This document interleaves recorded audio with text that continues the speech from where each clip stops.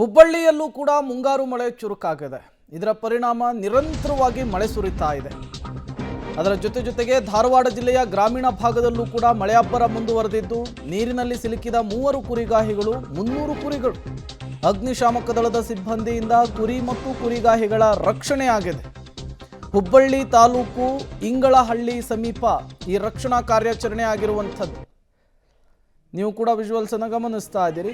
300 ಕುರಿಗಳು, ಅದನ್ನು ಕಾಯ್ಲಿಕ್ಕೆ ಹೋದಂತಹ 3 ಜನ ಕುರಿಗಾಹಿಗಳು, ಅಷ್ಟೂ ಜನರನ್ನು ಕೂಡ ಈಗ ರಕ್ಷಿಸುವಂತಹ ಕಾರ್ಯ ಆಗಿದೆ.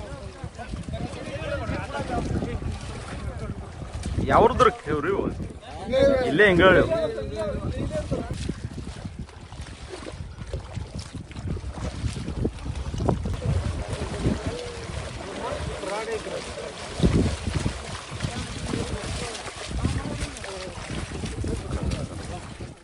ಮತ್ತಷ್ಟು ಡೀಟೇಲ್ಸ್ ಅನ್ನು ಕೊಡೋದಕ್ಕೆ ನಮ್ಮ ಪ್ರತಿನಿಧಿ ಸುನಿಲ್ ಘಟನಾ ಸ್ಥಳದಿಂದ ನೇರ ಸಂಪರ್ಕದಲ್ಲಿ ಜಾಯಿನ್ ಆಗಿದ್ದಾರೆ. ಸುನಿಲ್, 3 ಜನ ಕುರಿಗಾಹಿಗಳು 300 ಕುರಿಗಳನ್ನು ಈಗ ರಕ್ಷಣೆ ಮಾಡಿದ್ದಾರೆ ಅನ್ನುವಂತಹ ವಿಚಾರ ಗೊತ್ತಾಗ್ತಾ ಇದೆ. ಹೇಗಿತ್ತು ಈ ರಕ್ಷಣಾ ಕಾರ್ಯಾಚರಣೆ ಅಂತ?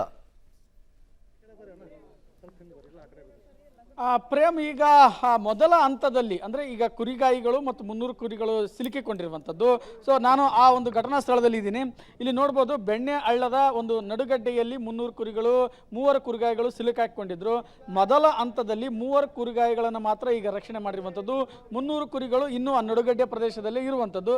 ಅದು ಈಗ ಚಾಲೆಂಜ್ ಆಗಿದೆ. ಯಾಕಂದರೆ ಇಲ್ಲಿ ನೋಡ್ಬೋದು, ಎಲ್ಲೆಲ್ಲೂ ಕೂಡ ಮುಳ್ಳು ಕಂಟಿ ಗಿಡಗಳು ಇರೋದ್ರಿಂದ ಕುರಿಗಳ ರಕ್ಷಣಾ ಕಾರ್ಯಾಚರಣೆ ಮಾಡೋದು ಒಂದಿಷ್ಟು ಕಷ್ಟ ಸಾಧ್ಯ ಆಗ್ಬೋದು. ಹೀಗಾಗಿ ಈ ಬೋಟ್ನ ಮುಖಾಂತರ, ಏರ್ ಬೋಟ್ ಮುಖಾಂತರ ಕುರಿಗಳನ್ನು ಕರೆತರುವುದು ಚಾಲೆಂಜ್ ಆಗಿದೆ ತಾಲೂಕು ಆಡಳಿತಕ್ಕೆ. ಹೀಗಾಗಿ ಕುರಿಗಳಿಗೆ ಅಲ್ಲಿಯೇ ಮೇವಿನ ವ್ಯವಸ್ಥೆ ಮಾಡಬೇಕು ಅಥವಾ ಕರೆತರಬೇಕು ಅನ್ನೋದು ಒಂದಿಷ್ಟು ಚಿಂತನೆಗಳು ನಡೀತಾ ಇರುವಂಥದ್ದು. ಅದರಂತೆ ಈ 3 ಕುರಿಗಾಯಿಗಳು ಇಲ್ಲಿ ಏನಿದಾರಲ್ಲ, ಇವರನ್ನು ಈಗಾಗಲೇ ರಕ್ಷಣೆ ಮಾಡಿ ದಡ ಸೇರಿಸಿರುವಂಥದ್ದು.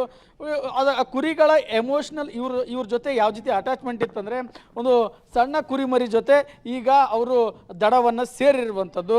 ಸೊ ಈ ಒಂದು ಕುರಿಮರಿಯನ್ನು ರಕ್ಷಣೆ ಮಾಡಿಕೊಂಡು 300 ಕುರಿಗಳನ್ನು ಅಲ್ಲೇ ಬಿಟ್ಟು ಸೇಫ್ ಆಗಿ ಜಾಗದಲ್ಲಿ ನಡುಗಡ್ಡೆ ಪ್ರದೇಶದಲ್ಲಿ ಬಿಟ್ಟು ಈಗ ಬಂದಿರುವಂಥದ್ದು. ಅವ್ರನ್ನ ಮಾತಾಡಿಸ್ತಾ ಹೋಗ್ತೀನಿ. ಸರ್, ಏನಾಯಿತು, ಹೇಗೆ ಸಿಲುಕಾಕೊಂಡ್ರು?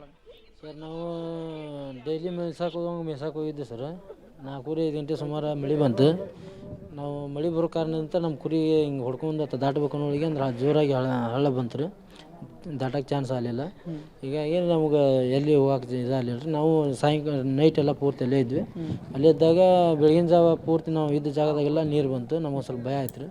ನಮ್ಗೆ ಗ್ರಾಮ ಪಂಚಾಯತಿ ಸದಸ್ಯರಾದಂಥ ಪುಂಡ್ಲಿಕ್ ಚಲಾದವರಿಗೆ ಫೋನ್ ಹಚ್ಚಿದ್ರು. ನಮ್ಗೆ ಹಿಂಗೆ ಪ್ರಾಬ್ಲಮ್ನಾಗ ಅದಾವ್ರಿ, ನಮ್ಮ ಸ್ವಲ್ಪ ಸೇವ್ ಮಾಡ್ರಿ ಅಂತೇಳಿ. ಈಗ ಕುರಿ ಮರಿ ಮುಖಾಂತರ ನೀವು ದಡ ಸೇರಿರಿ, ಅಷ್ಟು ಪ್ರೀತಿನ ಮರಿ ಅಂದ್ರೆ? ಹೌದು ರೀ. ಮತ್ತು ಅದರಲ್ಲಿದ್ದಾನ್ರಿ ನಮ್ಮ ಜೀವನ. ಅದೇ ಊಟ ಹಾಕತ್ತೀನಿ. ಹೌದು ರೀ. ಸರ್, ಎಷ್ಟು ಕುರಿಗಳದ ಒಳಗೆ? ಅವಕ್ಕೇನು ರಕ್ಷಣೆ ಮಾಡಿದ್ರಿ, ಏನಂತ? ಸರ್, ಇವತ್ತು ರಕ್ಷಣೆ ಮಾಡಿಲ್ರಿ. ಈ ಮಳೆ ಬಂದಾಗ ಉಷ್ಟು ನೀರ ಸಿಕ್ಕೊಂಡಿದ್ದು ತೆಗ್ದ ಕಡೆ ಹಾಕ್ಯಾವ್ರಿ. ಅವತ್ತು ಕಂಟಿ ಚಾಟಿ ನಿಂತಾವ್ರಿ. ನಾವು ಬೋಟ್ನ ಕರ್ಕೊಂಬಂದ ಸರ್ ಹೊರಗೆ ಬಂದೇವ್ರಿ. ಏನು ಯಾವ ಕುರಿಗಳಾದ್ರೂ ಕೊಚ್ಚಿ ಹೋಗ್ಯಾವ, ಏನಾದ್ರು ಮಿಸ್ ಆಗ್ಯಾವ? ಅವು ಹೆಂಗೆ ನಮ್ಗೆಲ್ಲ ಕರೀರಿ ಸರ್, ರಾತ್ರಿ ಪಾತ್ರಿ. ಈಗ ನಿಮ್ಮನ್ನ ರಕ್ಷಣೆ ಮಾಡಿದರೆ ಕುರಿ ನಾಲೆ ಅದಾವೆ, ಏನು ಹೇಳ್ತೀರಿ ಜಿಲ್ಲಾಡಳಿತಕ್ಕೆ? ಹೊಳೆ ಸರ್, ಕುರಿ ಐತಿ ನಮ್ಮ ಕಡೆ ಬಂದ್ರೆ ಜೀವನ ರೀ. ಮತ್ತು ಕೂಗಂತೇವ್ರಿ ನಾವು ಸರ್. ಅವೆಲ್ಲ ನಾವು ಅವ್ರು ಕೂಡ ಹೋಗೋಣ ನಾವು ಅವ್ರು ಜೋಡಿ ಸರ್. ಪ್ರೇಮ್, ಈಗ ಮೊದಲ ಹಂತದಲ್ಲಿ 3 ಕುರಿಗಾಯಿಗಳನ್ನು ರಕ್ಷಣೆ ಮಾಡಿರುವಂಥದ್ದು. ಇವರ ಒಂದು ಮನೆಯವರಾದಂಥ ರೇಣುಕಾ ಅವರು ಒಂದು ಅದೃಷ್ಟವಶಾತ್ ದಡದಲ್ಲಿ ಇದ್ದರು, ಅವ್ರಿಗೇನೂ ಆಗಿಲ್ಲ. ಅವ್ರನ್ನೂ ಕೂಡ ಈಗ ಸುರಕ್ಷಿತ ಸ್ಥಳಕ್ಕೆ ಸೇರಿಸಿರುವಂಥದ್ದು. ಸೊ ಒಟ್ಟಿನಲ್ಲಿ ಈ ಒಂದು ಕುರಿಗಳ ರಕ್ಷಣೆ ಕೂಡ ಒಂದು ಚಾಲೆಂಜ್ ಆಗಲಿದೆ. 300 ಕುರಿಗಳನ್ನು ಹೇಗೆ ಕರೆ ತರುತ್ತೆ ಜಿಲ್ಲಾಡಳಿತ ಅನ್ನೋದನ್ನು ಕಾದು ನೋಡಬೇಕಾಗಿರುವಂಥದ್ದು. Prem, okay, thank you Sunil ತಮ್ಮೆಲ್ಲ ಮಾಹಿತಿಗಾಗಿ. ಈಗ ಮೊದಲ ಹಂತದಲ್ಲಿ 3 ಕುರಿಗಾಹಿಗಳನ್ನು ರಕ್ಷಿಸಿದ್ದಾರೆ. 300 ಕುರಿಗಳು ಈಗ ನಡುಗಡ್ಡೆಯ ಸ್ಥಿತಿಯಲ್ಲಿ ಸಿಲುಕಿಕೊಂಡಿರುವಂಥದ್ದು. ಅವುಗಳನ್ನು ಕೂಡ ಈ ಹಳ್ಳದ ಪ್ರವಾಹ ಪರಿಸ್ಥಿತಿ ಕಡಿಮೆ ಆದಮೇಲೆ ಹಂತವಾಗಿ ರಕ್ಷಿಸುವಂತಹ ಭರವಸೆಯನ್ನು ಕೂಡ ಸಿಬ್ಬಂದಿಗಳು ಕೊಟ್ಟಿದ್ದಾರೆ.